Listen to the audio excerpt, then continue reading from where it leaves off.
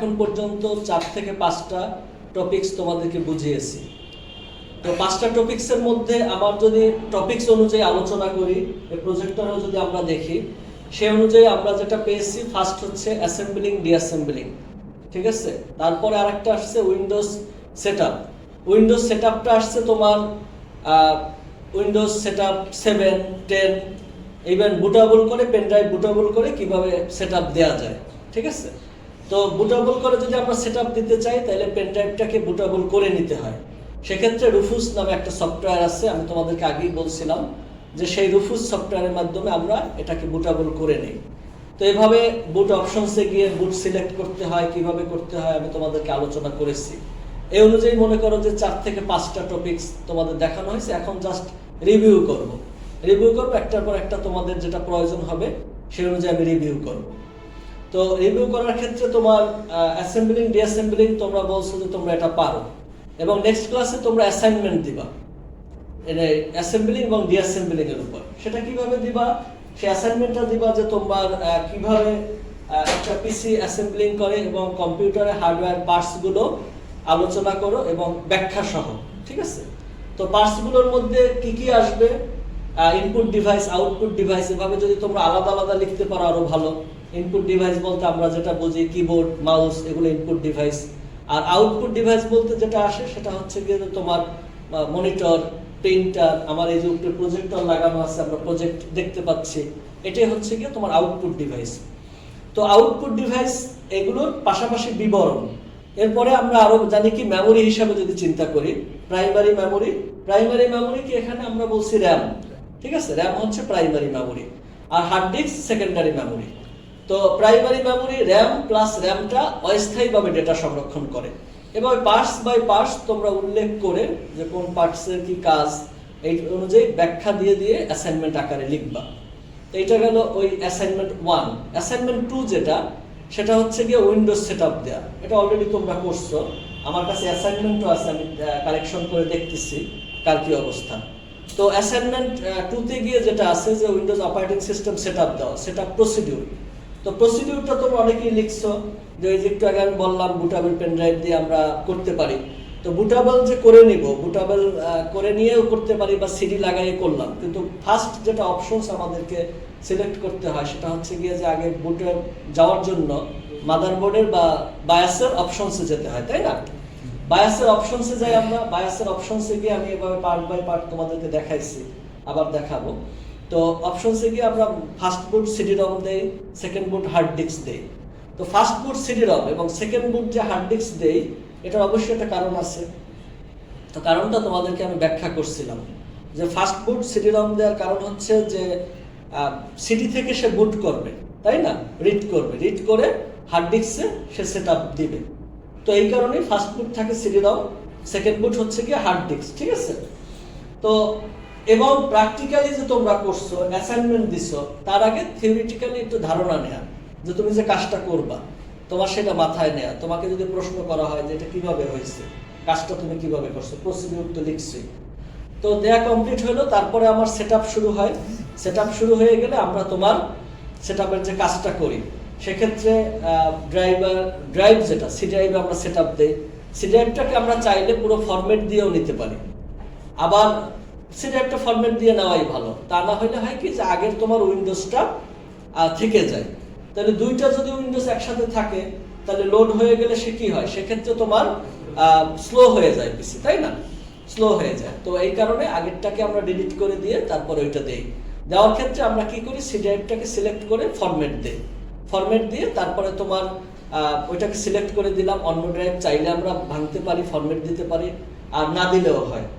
তো এইটা করে আমরা ফরম্যাট দিয়ে তারপর সেটআপ শুরু করি।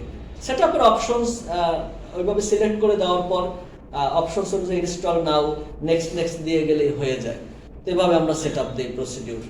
পরবর্তীতে গিয়ে আমরা ইউজার দেই, পাসওয়ার্ড দেই, তারপরে গিয়ে তোমার যে কাজটা থাকে বিভিন্ন ড্রাইভারগুলো দেওয়া লাগে। তো সেক্ষেত্রে যেটা হয় যে 7-এর ক্ষেত্রে ড্রাইভার লাগে না, 10 মানে লাগে, 10-এর ক্ষেত্রে তোমার ড্রাইভার লাগে না, ঠিক আছে। 7-এর ক্ষেত্রে সে অটো নিয়ে নেয়, মানে 10-এর ক্ষেত্রে। তো এভাবে করে আমরা সেটআপ অপশন শেষ করতে পারি। তো সেটআপের পরবর্তীতে গিয়ে আমি যেটা বলেছিলাম যে তোমাদের বিভিন্ন ড্রাইভারগুলো ল্যান বলো, তারপরে গ্রাফিক্স, এগুলো যদি অটো না পায় তাহলে সেগুলো সেট করতে হয়। তো ল্যান বলতে আমি তোমাদেরকে আর একটা টপিকসে ছিলাম যে নেটওয়ার্ক পিসির মধ্যে কানেকশন। নেটওয়ার্ক পিসির মধ্যে কানেকশন যেটা করা হয় সেক্ষেত্রে আমার অলরেডি ক্লাস 1, 2 এটা 3 লেভেলে আসতেছে। তো 3 লেভেলটা আজকে রিভিউ করতেছি, যেহেতু আজকেরটা হচ্ছে রিভিউ ক্লাস। আমি তোমাদের অলরেডি আগে যে ক্লাসগুলো নিছি সেটা একটা রিভিউ করতেছি। তো সেক্ষেত্রে যদি আমরা করি যে তোমার ক্যাবলিং, আমি বলেছিলাম আমি প্রজেক্টরে তোমাদেরকে দেখাচ্ছি যে আমার নেটওয়ার্ক করার উদ্দেশ্যটা কি। আমরা তো নেটওয়ার্কিংটা করি, বাট নেটওয়ার্কিং এর অবশ্যই একটা উদ্দেশ্য আছে। উদ্দেশ্যটা হচ্ছে গিয়ে যে এখানে তোমার এক কম্পিউটার থেকে আরেক কম্পিউটারে ডেটা অ্যাক্সেস করা যায়, তারপরে তুমি প্রিন্টার শেয়ার করে দিতে পারো। এই যে পিসি সেটআপ দিলা, ওকে করলা, এরকম ভাবে ধরো যে তোমার ল্যাবের মধ্যে 25টা 30টা পিসি আছে, কম্পিউটার আছে। তো তুমি 30টা পিসির মধ্যে তো প্রিন্টার সেট করবা না, শেয়ার করে যদি তুমি কাজ করো, এটাই বলা হয়েছে প্রয়োজনে ডেটা শেয়ার করা যায় প্রিন্টারের মাধ্যমে। তুমি ডেটা প্রিন্ট দিতে পারো, এই পিসি থেকে যদি প্রিন্ট দাও সেটা আরেক পিসিতে গিয়ে প্রিন্ট হবে সার্ভার পিসিতে। তুমি একটা পিসিকে সিলেক্ট করে দিয়ে রাখলা, আর বাকি পিসিগুলো দিয়ে শেয়ার করে তুমি ডেটা প্রিন্ট দিতে পারো। তো সেক্ষেত্রে যেটা হয় যে আমাদের অবশ্যই এই রুমের মধ্যে ক্যাবলিং করে নিতে হয়।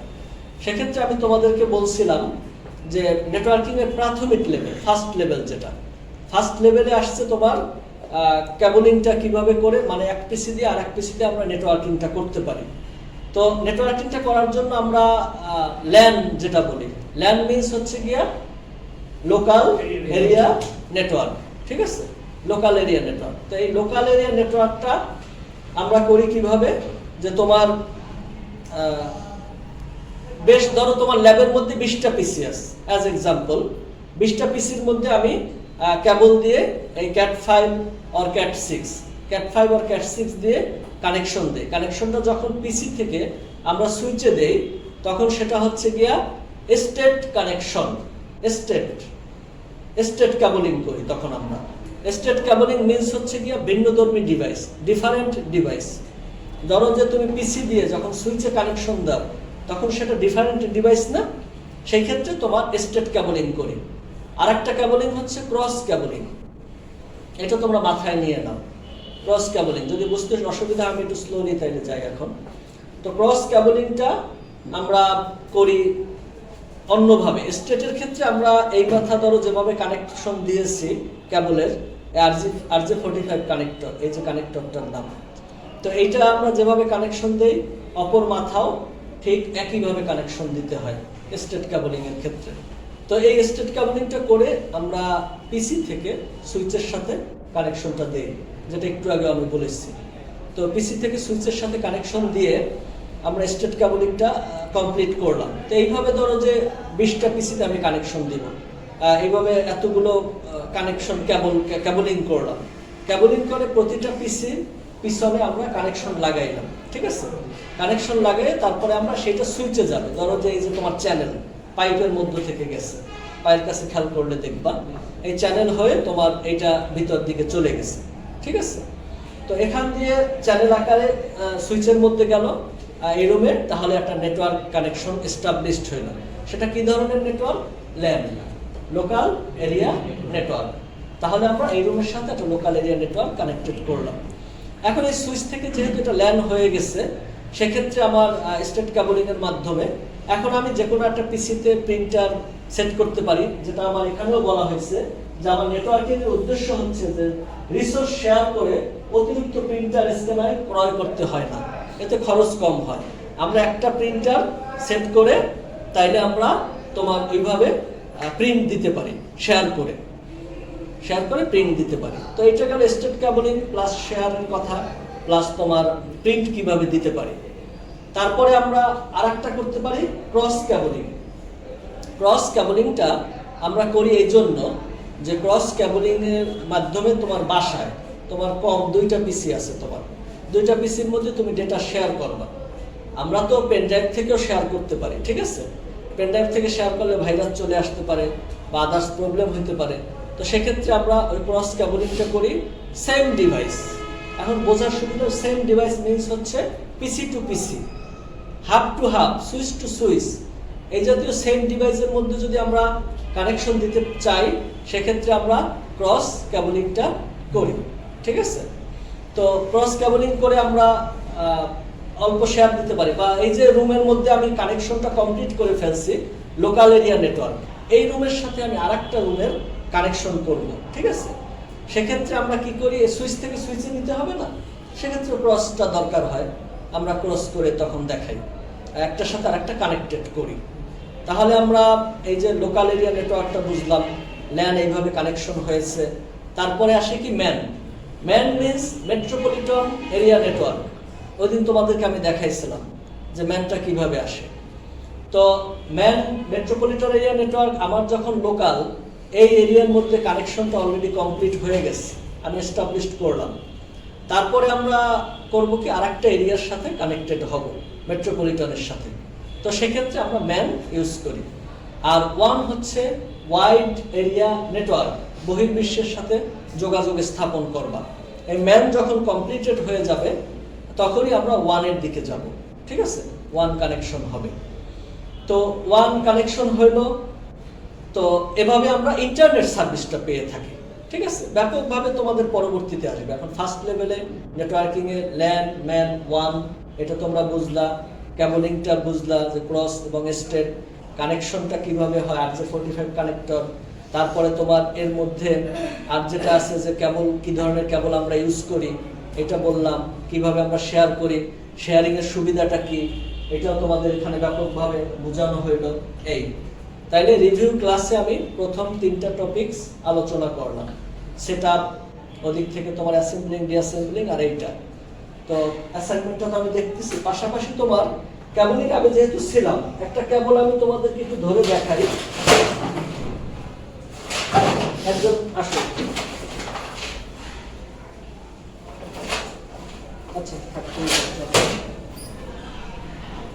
এই যে কেবল আমি একটু আগেই বলেছি তোমাদেরকে, এখানে কেবলের তোমার 4 জোড়া 8টা তার থাকে, ঠিক আছে। তো এই যে কেবলিংটা করো তোমরা, কেবলিং এর দিকে যদি লক্ষ্য করি আমরা, এখানে 4 জোড়া তার অলরেডি বের করা আছে, 4 জোড়া 8টা তার। 8টা তার তোমার কালারগুলো হচ্ছে গ্রিন, ব্লু, তারপরে তোমার অরেঞ্জ, আর একটা কি গ্রে বা ব্রাউন, ধূসর বলতে পারি, এটা ব্রাউন আসছে, ব্রাউন। তারপর এইটার আবার 4টা শেড আসে, 4টা শেড, গ্রিন যেটা হোয়াইট গ্রিন, তারপরে ব্লু হোয়াইট ব্লু, দেখতে পাচ্ছ তোমরা, এটা ক্লিয়ারলি দেখো।